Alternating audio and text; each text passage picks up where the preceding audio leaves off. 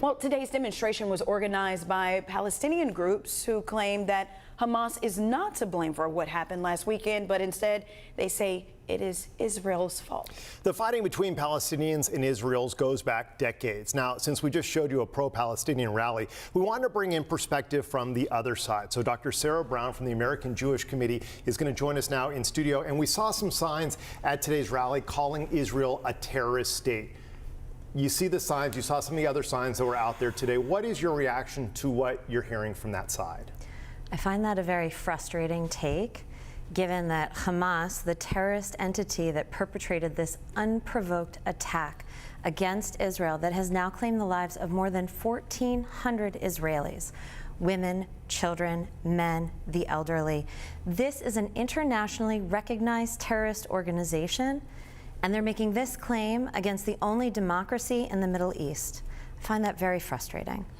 I can understand that. Okay, so Palestinians in Gaza say they are being forced to live in open-air prisons. What are the conditions there for the Palestinian people in your perspective? I think the conditions are very dire for Palestinians living in Gaza, and I have a tremendous amount of empathy for them.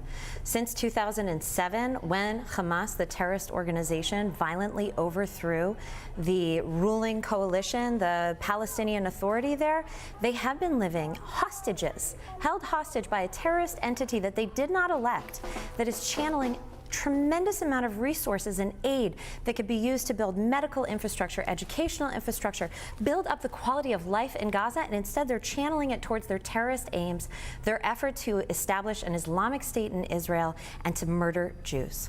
And many of the Palestinians have openly said that they do support Hamas, which our own State Department calls a terrorist organization. So what do you think is the end goal for Hamas? I mean, it's really straightforward. They laid it out in their 1988 charter. Their founding document says that their struggle is against the Jews, not Israelis, not Jewish Israelis, Jews worldwide. Their goal is to kill Jews. Their goal is to establish an Islamic state in Israel. Their goal is jihad. So if you could see this then spreading, say, to the United States? God forbid.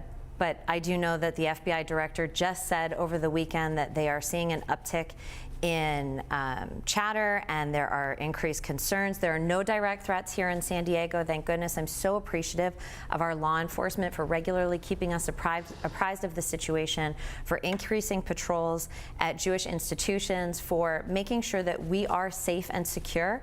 Also, by the way, for Muslim institutions as well, which I think is incredibly important. This is a very difficult time. It is a very difficult time. Thank you so much for being here. I know you said you had family in Israel. I know our hearts and our thoughts are with them. I know that you're thinking of them right now. I've done live shots where people have come up to me on different stories. There is a level of tension in our city based on this conflict in the Middle East. My question to you is, do you think there is any way that both sides can live or cohabitate in that area peacefully? I know that we would love that for your family that lives nearby. I want that for everyone who's involved. Perhaps it's audacious, perhaps it's naive. I still have hope that there will be peace eventually in the Middle East, that there will be peace between the Palestinians and the Israelis. It feels a lot further off right now. But I have tremendous amount of hope, because I have a feeling that on both sides, there is an overwhelming desire to care for our children, to raise them in a better world. And this, what Hamas is doing right now, this is not a better world. All right, Dr. Brown, thank you for providing that perspective. We appreciate you coming into the studio. Thank you for your coverage. Thank you.